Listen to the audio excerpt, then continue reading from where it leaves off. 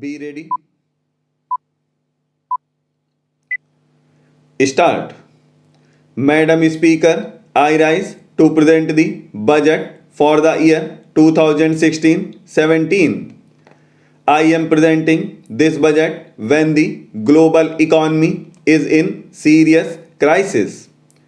Global growth has slowed down from 3.4% in 2014 to 3.1% in 2015. Financial markets have been battered and global trade has contracted. Amidst all these global headwinds, the Indian economy has held its ground firmly. Thanks to our inherent strengths and the policies of this government, a lot of confidence and hope continues to be built around India. The International Monetary Fund has hailed India as a bright spot amidst a slowing global economy. The World Economic Forum has said that India's growth is extraordinarily high. We accomplished this despite very unfavorable conditions and despite the fact that we inherited an economy of low growth, high inflation, and zero investor confidence in government's capability to govern. We converted these difficulties and challenges into opportunities. Let us look at our achievements compared to the last 3 years of the previous government when growth had decelerated to 6.3%. The growth of GDP has now accelerated to 7.6%. This was possible notwithstanding the contraction of global exports by 4.4% compared to 7.7% in world exports during the last 3 years of the previous government. CPI inflation was at 9.4% during the last 3 years of the previous government. Under our government, CPI inflation has come down to 5.4%, providing big relief to the public.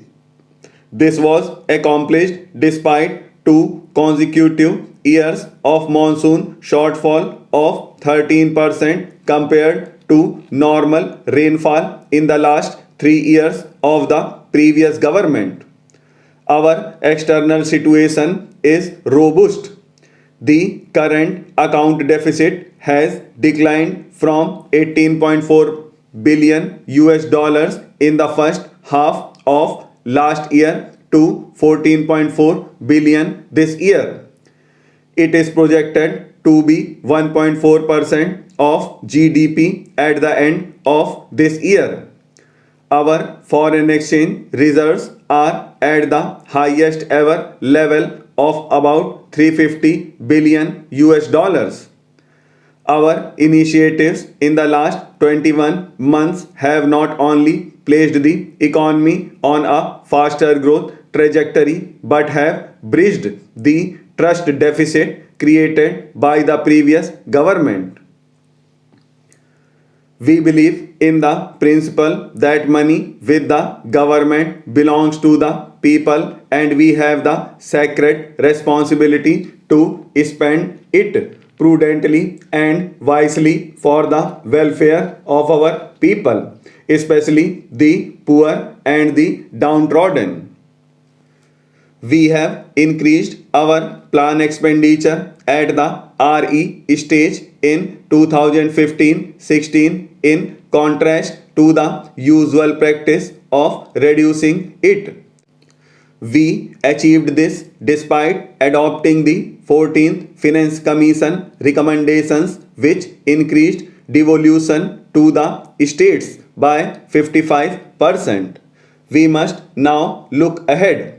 The risks of further global slowdown and turbulence are mounting. This complicates the task of economic management for India. it has three serious implications for us. First, we must strengthen our firewalls against these risks by ensuring macroeconomic stability and prudent fiscal management. Second, since foreign markets are weak, we must rely on domestic demand and Indian markets to ensure that India's growth does not slow down. And third, we must continue with the pace of economic reforms and policy initiatives to change the lives of our people for the better. We see these challenges as opportunities. The financial years 2015-16 and 2016-17 have been and will be extremely challenging for government expenditure. The 14th Finance Commission has reduced the central share of taxes to 58% from the 68%.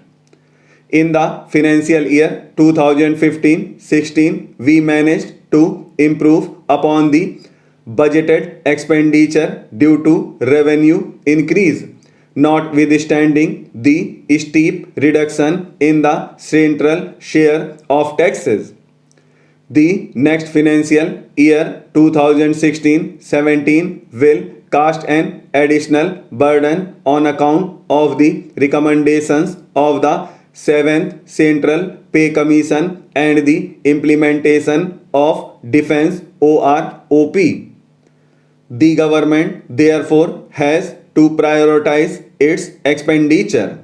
We wish to enhance expenditure in the farm and rural sector, the social sector, the infrastructure sector, and provide for recapitalization of the banks. This will address those sectors which need immediate attention. Once the government discharges these priority obligations, it shall then focus on other areas which are also of utmost priority to the government, while increasing the outlay of various social sector programs.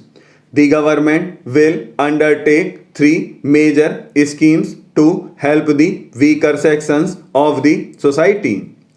The Pradhan Mantri Fasal Bima Yojana has already been announced to protect the farmer from the adverse consequences of nature. The farmer will pay a nominal amount of insurance premium and get the highest ever compensation in the event of any loss suffered. A health insurance scheme which protects one-third of India's population against hospitalization expenditure is also being announced.